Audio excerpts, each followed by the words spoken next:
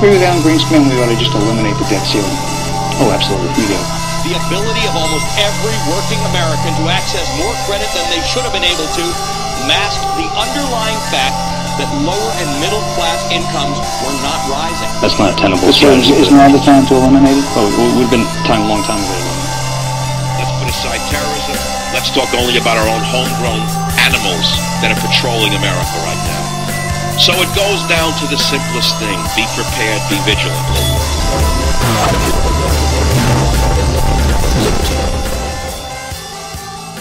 James Walton with the I Am Liberty show.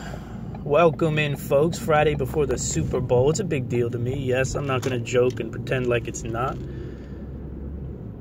Never had a championship in Philadelphia. Love to have a championship in Philadelphia. Can I talk about it or no? Am I not allowed to talk about football? We're not going to talk about football. But I am going to say that it's the Friday before the Super Bowl, and your host is a little excited. That's all. Excited about the possibilities of what could happen. Let me unplug this phone from this wretched charger. This charger that I have, this USB cable's got to go. You know, I hand the phone over to my son for a little while so he can play some games on it while I'm on a Skype meeting talking to a client. Great client also, by the way. A lot of good things. All I can tell you is this. All I can tell you is this when it comes down to these wonderful clients that I have. For those of you who don't know, this is a podcast. This is a podcast about dynamic lifestyles. This is a podcast about bringing back communities here in America, meeting neighbors, having great times with the Americans around you. This is a podcast about being prepared, about being self-sufficient. And that's what I Am Liberty is all about. I Am Liberty is all about looking yourself in the mirror and understanding each and every day you wake up with tremendous potential. I mean tremendous potential. Now, what you do with your day probably limits your potential. But that doesn't take away from the fact that you wake up every day with tremendous potential.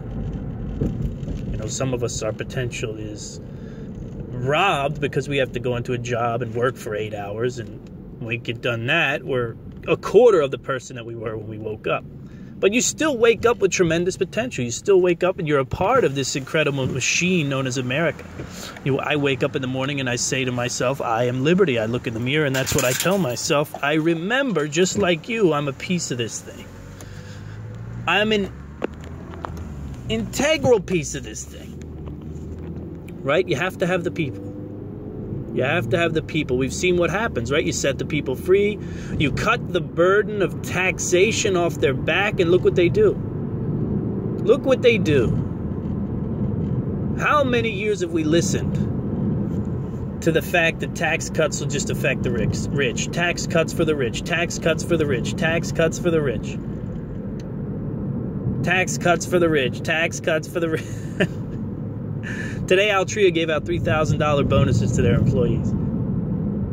$3,000 bonuses. Do you know what a $3,000 bonus does for the average American? Now, I don't know that these employees are the average American, but I'm just saying. Many companies, many employees in many companies got bonuses this year, and I can tell you it all makes a difference.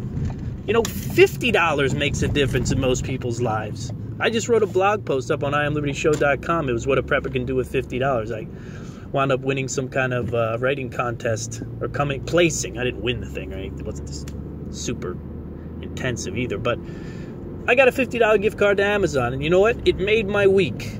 Okay, it made my week. I went on a $50 shopping spree. I'm just trying to tell you,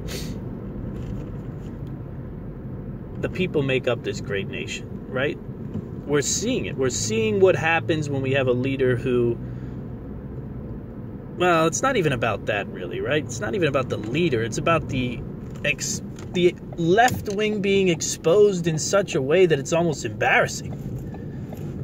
I can't get into the State of the Union address because it's been done, and then it's been done, and then it's been overdone, and then it's been overdone. All I know is all those words that you thought were outlawed were used, and the people who thought they had outlawed them either sat there and looked like they were being tortured, or they ran out of the thing altogether. And you saw sort of the naked the naked left wing there, and it was embarrassing to watch. It really was, to see the hyper left sort of sit there and, well, what it reminded you of is teenage behavior. That's really what it reminded you. I mean, it was kind of the same with Obama, though, I'm not going to lie. You know, the Republicans did their share of sort of sitting around and frowny face. But that's politics, and that's the flawed idea of a president. Now, don't get me into that, right? Because I don't feel like going down the path of the flawed idea of a president. What I'd much rather talk about is whatever I want to talk about. I do want to do a segment today about the balance between man and animal, because that's something that I think is pertinent to the preparedness crowd. And when I see stories like the Harvey Weinsteins and the Me Too movements and the explosion of, you know, what this liberated age has become, I ask myself the question, and I also see these struggles in my own personal experience in life, in myself. You know, I think everyone, to some degree or another, balances sort of this civilized human and then this sort of animal instinct, right? And when you look at these sickos in the Me Too situation, now, of course, not all of them are sickos. I don't know what the deal is with a lot of these cases. How could you pay attention to them all? How could you know if everyone involved is? But we know the big names. We know that Weinstein was a sick man. We know he was a man who was letting the animal lead the wagon, right? The animal had left his whole situation unbalanced. And I think as men, can I talk as a man to the men? As men, that's one of our great struggles, right? We struggle with that. We struggle to balance this thing. We struggle to balance. So I'd like to talk about that. I'm driving downtown Richmond. Beautiful. Great city. You come from a city like Philadelphia, you never think that there's another place for you on the planet like there is in Philadelphia. Because in Philadelphia, you're like family with everyone around you, but you can get also beaten to a pulp at the drop of a hat if you say or do the wrong thing. That's just the facts, right? That's just the facts. I'm not saying anything out of hand. That's the reality. But there's a sense of familiarity and family, and there's a network there, and there's a community there in that southeastern Pennsylvania corridor, that New Jersey, Delaware, Philadelphia sort of Tri-Cities area, if you want to call it that. And when you grow up there, and you grow up dressed in midnight green, and then in the spring you wear your red, and then in the fall you wear your orange and black, you realize it doesn't get any better than this. Right? We're all rooting for the same teams. We're all in this thing together. And then you move away because you meet a wonderful woman. You meet a beautiful woman who you know is going to make you a better man. And you move away and you ask yourself, on the first year or two in Richmond, I said to myself, how can I get back to Philly? And how long is it going to be before I can get back to Philly? You know, that's basically the gist of what you get into. But what was surprising to me was the fact that I didn't think that way for too long. The more I began to explore this place, this state of Virginia, and this little city of Richmond, like I was delighted and enraptured and entranced, in the words of Willy Wonka.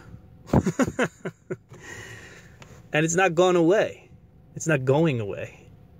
You know, it's not going away. I'm settled on a river that's filled with smallmouth. It's just, you know, some things are preordained. And this is one of them. So what else is on my mind beside the beautiful little city of Richmond? Don't come. Please. Don't come and ruin it. There's enough people here already. And some would argue that I came and ruined it, right? The people who are born and bred here. So what else to talk about on a day like today? I mean, do you want to get into preparedness topics? Is it something that you want to do? I told you about one of the things I started to work on was a AR pistol build. Real excited about that. Pricing barrels, looking at the different barrel stocks and things like that, and wondering which way I'm going to go with that. over Christmas, I built a robot, which is why I decided I could probably handle building an AR-15 lower. Way easier than building a robot, by the way. Not as easy as the guy who sold it to me said it was, though. I said, I've never really put weapons like this together. I'm not particularly what you would call a craftsman. I'm definitely not what you would call a craftsman. And he said, can you tie your shoes? I said, yeah, I can tie you. Well, it's about that easy. And I said, okay. Sold. Knowing good and well, I was biting off more than a cinch knot, right? I was biting off a little more than bunny ears, but hey, that's fine. I had enough confidence in myself to pull that off. So then you head down this crazy path, right? What path does this take you in life? What path does this take you in life? It's been a while since the earth has rumbled. I thought for sure the earth would be rumbling a little more by now. I can tell you I'm paying close attention to these to these earthquakes, rather. Not that you can predict it, and I think they're going to be even harder to predict this year, but it's just one of those things that I think the scientists have done their part. They found the correlation between the slowing of the Earth's rotation, a minute slowing, nothing to worry about. We're not going to be stuck on daytime for 10 years. And its correlation with seismic activity. I mean, we do a show here where we talk about survival and preparing. This is news. This is big news. Sort of along the same lines of, as the estimation that 50,000 Americans will die before the flu season comes to an end. I hope you're taking precautions in that regard. Right? That was an astounding fact to look at. And I know in the grand scheme of things, 350 million people in America, not a big deal when you think about 50,000, right? In other words, if I had $350 million in my back pocket and I saw something for $50,000, I wouldn't flinch at the thought of buying it. But of course, we're talking about people and not dollars. At least that's the way I look at them. I don't think that's the way many people in business look at them. Business is a balancing act, too, when you think about it. God, it is. The ability to keep your integrity and to look upon your fellow man as more than a resource, but as a human being. That's a struggle. That's a struggle when you have a mortgage and you have children and you need money. You get tempted all the time.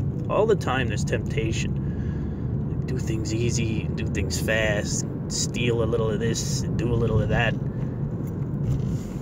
Once you become a business owner and you realize the pressures of success, and you realize there's no margin for error. That's when you realize that the unscrupulous businessman is not necessarily as much of a quandary as you thought. You'd read those stories, Enron stories, things like that, and you'd say, God, these people, what is wrong with these people? And they just got in too deep. These guys, they just got in so deep. They married a supermodel. They had 16 kids with her. They bought a house that was the size of a library. They had a landing strip out back. And then they realized that the profits were drying up. And they said, damn it, by any means necessary. Whatever we have to do. Get the board on the phone and lie to them. Get the clients on the phone and lie to them. Get the shareholders on the phone and lie to them. Just keep my paycheck coming. Keep this profit coming. I need to keep this beautiful supermodel wife and this giant house and this landing strip and the golf outings with my buddies. I can't lose it. And if you're ever wondering, that's how you make an unscrupulous businessman. Well, what do you want me to do here? This is life experience, okay? This is life 101. I enjoy it. This is what I enjoy. I enjoy rapping. If you want a relatively more isolated and clear and concise show, then check out my live show at Prepper Broadcasting. Actually, up on the website right now, IamLibertyShow.com. We did a great show Wednesday. We spent 45 minutes on essential oils and the treatment of the flu. using essential oils. Powerful show. I mean, massively powerful show for this time of year. Information direct from our guest Gabe from the Oil Journey, who has just given us all kinds of great information about how to use these essential oils. If you want something like that, go to the website, check that show out, or check that show out after this one. It's up to you. But I'll tell you this, we're far from done. Right? We are far from done. I am going to sort of end this free association segment. We'll come back and we'll talk a little more. And I really want to get into this balance of man and beast, this animal and human balance that I've been thinking about a lot. And whatever else pops up between now and then. All right? Talk to you right after this. jwrights.com. Are you launching a survival blog? Do you have a preparedness product or service that you want to get to market? Use jwrights.com and we'll create unique content for you written by yours truly. This is my freelance website. You've come to know me. Trust me. Visit jwrights.com for your survival and preparedness freelance writing needs. I do infographics, white papers, ebooks. Visit jwrights.com. But you can't run from yourself. If there's anything I've learned over these years, it's that you cannot run from who you are.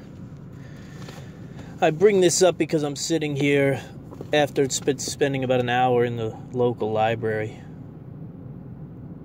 For those of you who listen to the show, it should be no surprise, but for those new listeners out there, yes, it's one of my favorite places still to this day. And as I was walking through, I was looking at a book called Ashley Bell, written by Dean Koontz, a novel, and it took me back. I had one of those connections, one of those revelations of my childhood, and I didn't have computers growing up, and I didn't have any advanced video game systems growing up. So that stuff I really didn't do much of until I met friends that had them, or if I was over friends' houses who had them. But in my free time, you know, I would have just dominated Google. If I had Google, I'd have never got off Google because I was such a young, inquisitive mind. So I spent days and hours at a time at the Marcus Hook Library. And the building's still standing today. I'd love to go back there and see it. And one of the things I realized about going to the Marcus Hook Library is that you don't bring friends to the library. You know, the library is a solo undertaking. The one time I brought friends to the library, I remember getting asked to leave because we weren't behaving. It was probably when I realized that you don't bring friends to the library. The other thing you don't bring to the library is kids either. I do it sometimes, but it's a struggle. But I took out 5 books, not all for me, but 5 books. I would have took out about 55 if I were a single man. I'd probably take out about 20 books a week from the library. Honestly. I used to do things like that. I used to bring home 5-10 books from the Marcus Hook Library. Tornadoes, airplanes, magic, Harry Houdini, all those. Those are the things I was into, you know, football books. Until I started reading fiction. I started reading Dean Koontz way too young, and I've never stopped. I don't know, it just, some authors just hit all the check boxes for you, and Dean does it for me. So I got Dean Koontz, Ashley Bell. Sizable novel I will most likely not finish in my first shot. Because it's hard to really sit down and read these books with children around. Then I grabbed the James River Guide 2nd edition. Fishing and Floating on Virginia's Finest. Yeah, I think that speaks for itself, right? Now, I know most of what's in this book. I actually read it before, but I like to read and reread and reread and reread nonfiction. I really like that. I won't often reread fiction unless I really loved it. Like Dean Koontz's The Taking is one of the books that I like to reread because it's just so good. But I'll reread this James River Guide probably 30 times in my life. For my oldest son, I got him a book called Evil Spy School. Because we read a book called Spy School not long ago, and it was awesome.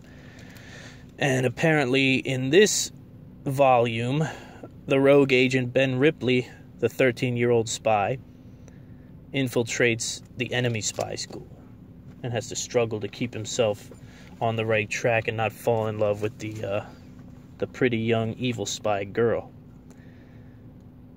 And of course, I've got Superman and Batman Volume 6. Superman and Batman Volume 6, one of my favorite comics. I love reading the Superman Batman series. You know, because they play, in most of them, they play dialogue and thoughts from Batman and dialogue and thoughts from Superman as they sort of take on whatever evil is thrust their way. This one on the back, it says, a hidden threat from the stars. Only the Man of Steel and the Dark Knight detective can stop it. Yes, I'm a nerd. What do you want me to do? You want me to lie to you? And then for the youngest, I got Bear's Big Breakfast. Bear's Big Breakfast. He likes to eat. I figure he likes to eat, so I figured you can't go wrong with Bear's Big Breakfast.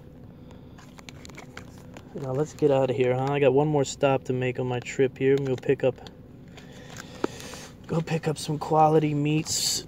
Probably grab a good beer for the Super Bowl. Get my lovely Lady Liberty some of her favorite cookies, and then we'll be headed back to real life. Back at mi casa. But it was interesting to get in there and to have that feeling of, you know, you can't run from yourself. That's what came over me, stronger than anything else. Like, you take on these hobbies and do these other things, and you do this business thing, and you make your money, and you do all this and that. And at the end of the day, you're still just the little guy, the little kid from Hook who wants to go hang out in the library. That's it. You can't run from it. That's what you are, you know? I guess I'm lucky that that's what I really am. The little guy who wants to hang out at the Hook Library and not the monster who wants to kill animals or, you know, torture neighborhood dogs, because there are people like that out there too. Now we could talk about the water crisis in South Africa if you want to get into that. The Cape Town crisis, the Cape Town chaos. The taps in Cape Town, a city in South Africa, are going to be turned off to the public in April. The rain just isn't there. And the consumption of water in Cape Town is such that they're running out of water. And on April, based on, you know, projections of water usage, in April, they're going to shut the water off to the public. This is a huge story because there are places that have potential to hit something like this here in America. The West Coast is a lot like this. You talk about LA, you talk about people who depend on water sources from Nevada to make this happen. But now we get to look at it. Just like we got to look at a real economic collapse in Venezuela and say to ourselves, oh my, this can happen. Cape Town is going to be an amazing story to watch. The people will be given rations. Weekly water rations. That's how you'll get your water. Can you imagine a situation? The water's going to drop below 16 feet or something to that effect. Something to that effect in April. And from that moment on, you're not going to have water coming out of your tap. Businesses or residents. Now, I imagine critical infrastructure like, obviously, fire and hospitals, doctors, those types are probably going to have access. But for the rest of them, no water. And Cape Town is not, some slum or anything like that. This is a real city in South Africa. It's just what happens in the world. It's what happens when you settle in an area where maybe we shouldn't settle. And if you read about the Dust Bowl, and if you read about, if you read the Grapes of Wrath growing up, you know that we have settlements. It's funny to think of Los Angeles as a settlement. But we have settlements in the West and Southwest that if climate really changes, because we can't ignore the fact that climate is changing. Things are changing on the planet. right? Jet streams, the whole thing, weather patterns. It's changed. Of course it's going to change. What, are you crazy? You think it's going to be the same always? If these weather patterns change a little bit, what happens? Could you imagine a refugee crisis coming out of a waterless Los Angeles? That's an amazing thought to have, but it could definitely happen in our lifetime. You know, I've long talked about how we're bleeding the aquifers in the Midwest dry and what we're doing to the Colorado River.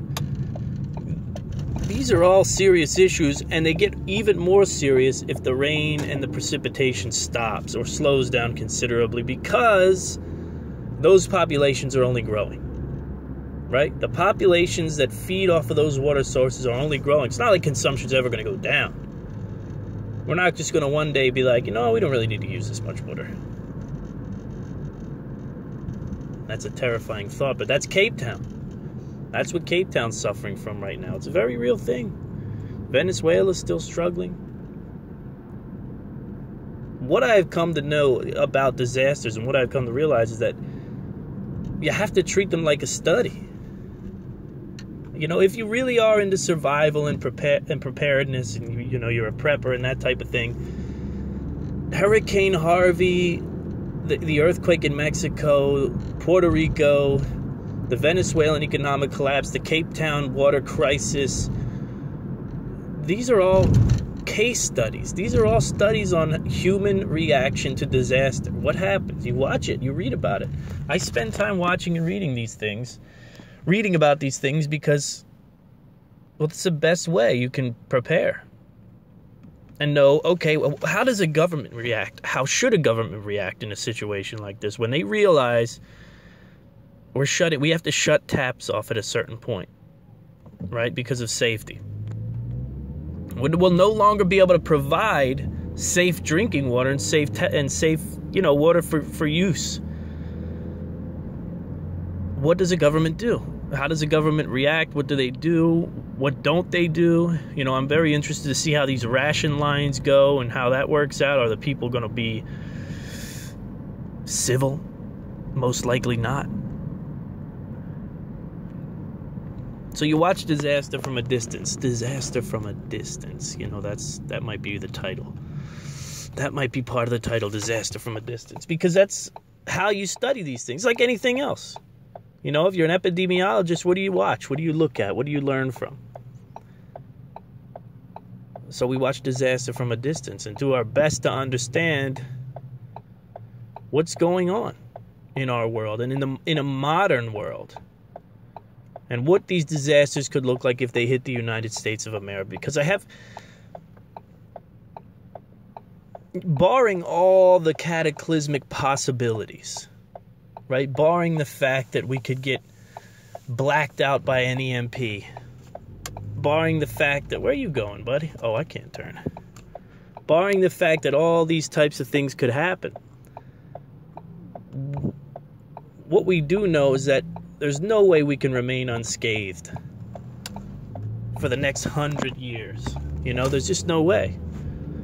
There's no way we can go unscathed. I don't see it happening. Now, it's a roulette wheel. It's a roulette wheel to see whether or not which disaster hits us, right? So what does the ball land on? Are these earthquakes gonna really cut a line down the center of this nation? What was it? What was the Madras? The Madras line? I read a great book a long time ago.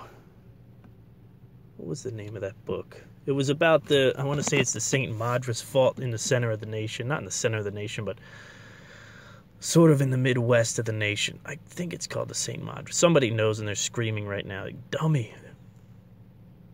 But I read about that fault line, very big possibility of causing serious problems.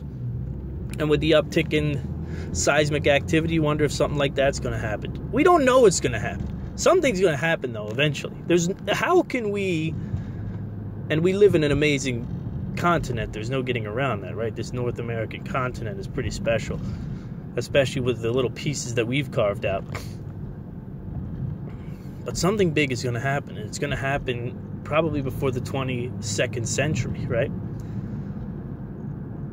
And it makes me wonder, and it makes me curious about how a government reacts, because that's the big question. We see how governments react, and I think governments are pretty much maxed out when it comes to a multiple state disaster. 3 and 4 and 5 states. So I wonder to myself, how can a government react in a 20-state disaster, and even in a 15-state disaster? I mean, there's no way a government can react to that much. So then you talk about a lower 48 disaster, and you know that you're on your own. You know that you're on your own, except for whatever it is that you figured out how to do. Can I get over, buddy? No? Okay, cool. Thank you. Whatever you figured out how to do, whatever kind of community you've put together, whatever kind of preps you've put together, you know that that's it. And that's what's going to get you through, if you get through. And how many people do get through? That's the other scary question, right? If we ever do face that massive disaster, how many people get through? Well, listen. This place is packed. There's nowhere to park.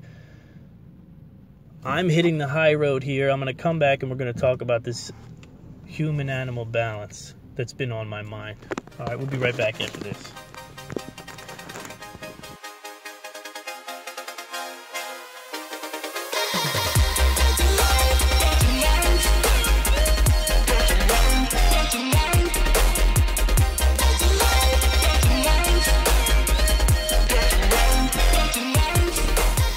So what I've been talking about, what I've been sort of leading up to, what I want to close the show out with, is kind of some thought and discussion on the world that we live in today, the convenient, cushioned world that we live in today, and this sort of balancing act between what it is to be human and what it is to still hold on to that sort of animal instinct that we hold on to, and that animal instinct that demands attention.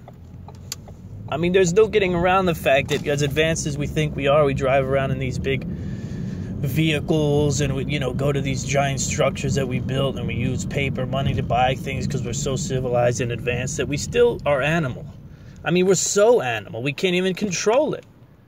And when you see the darkest spaces of humanity, you see that sort of animal coming out. And as a man, speaking to the men out there listening and the women out there in love with men, every single day is a battle to control that sort of human-animal balance, that man-animal balance.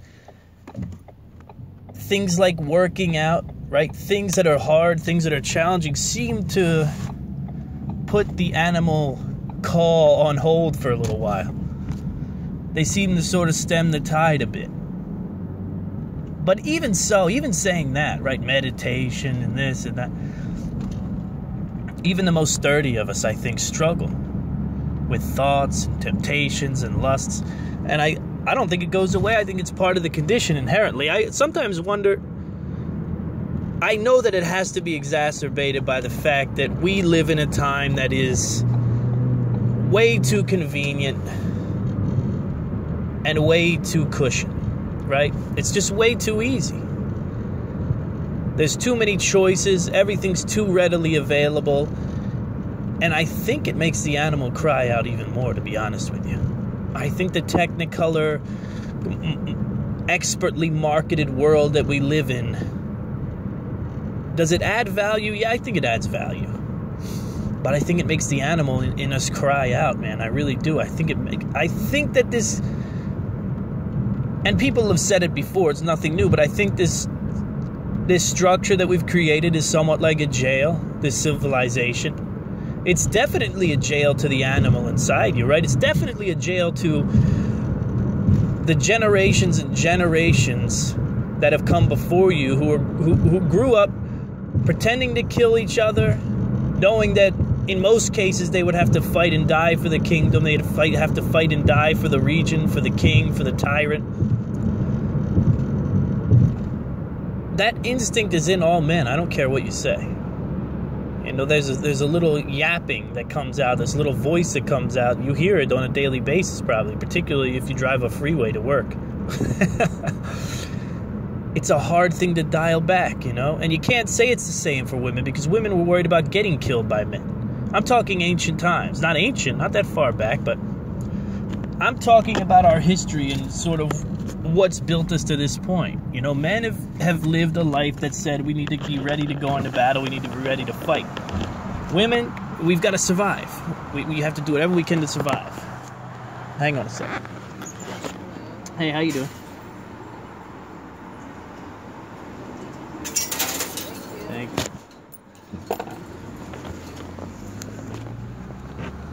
So that struggle to survive led women into kitchens and into child rearing and all that kind of thing, and taking care of a man so that the man would protect her in the streets, in these crazy wild streets, in these wild ancient cities and times.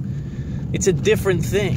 You know, it's not this idea that I'm going to grow up and I'm going to have to wield a sword and I'm going to have to kill people for the king. Or I'm going to have to kill invading forces, or I'm going to have to battle off whatever it is, right, to keep myself and my countrymen safe. But that's all gone now, for the most part. For the most part, that's all gone now. And I think that the animal inside of us is sitting around and he's like, what the hell's going on here? What am I to do now? What am I to do now? I need nature, I need challenge, I need stress, I need physical labor, I need progress. You know, we're such a shallow body. We're such a shallow group now, it's unbelievable. You know, the overwhelming driving force in this world is money. Right? Money followed swiftly by sex. And you would think that in a time like this, with technology taking off rapidly, that maybe we'd create some technologies that would expand our mind and sort of deepen our soul.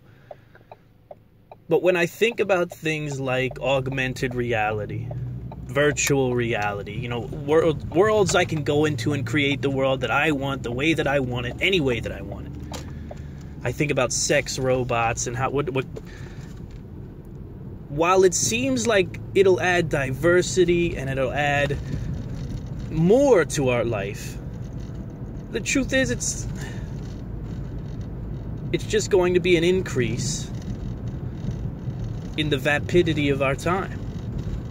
That's really it. It's only going to add to the shallowness, right? I mean, how can a sex robot do anything but add to the shallowness of our souls into our lives? You know, we know how these things are going to be outfitted. They're going to look like hentai girls or something out of a manga. You know that's what it's going to be. Shallow. The soul is crying out. You know, Thoreau said that man cannot get enough nature. He called it the tonic, the tonic of man. That's what he called the wilderness. And there's a very real feeling that a lot of people are experiencing when they get out there in the wilderness, and the animal peeks his head out, you know. He peeks his head out and he says, oh man, now I know this. This I know. I recognize this. We can have some fun here. We can burn off some of this animal energy here. I just think it's important that you pay attention to this balance that you must strike every day. Because you can go out of balance very easily. Right? You can start finding your pleasure in places you shouldn't find your pleasure. But it sure helps you get through the day. You know, it sure helps you get through the hard times. It sure helps you get through the rough patches. You've got to feed that animal. You really have to feed that animal, and just the way that you feed yourself, right? You feed yourself good, clean, whole foods, hopefully.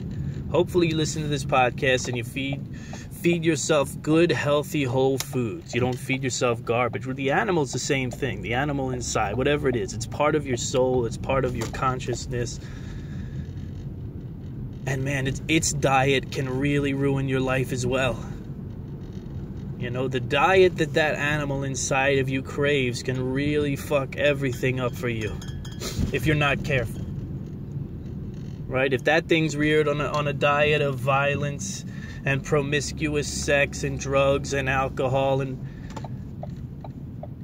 it can get bad, and it can get bad fast because you turn to that animal when you're free, right? When you're free, when you get free time. Oh man, the weekend is here. It's time to bring it's time to bring out the wolf.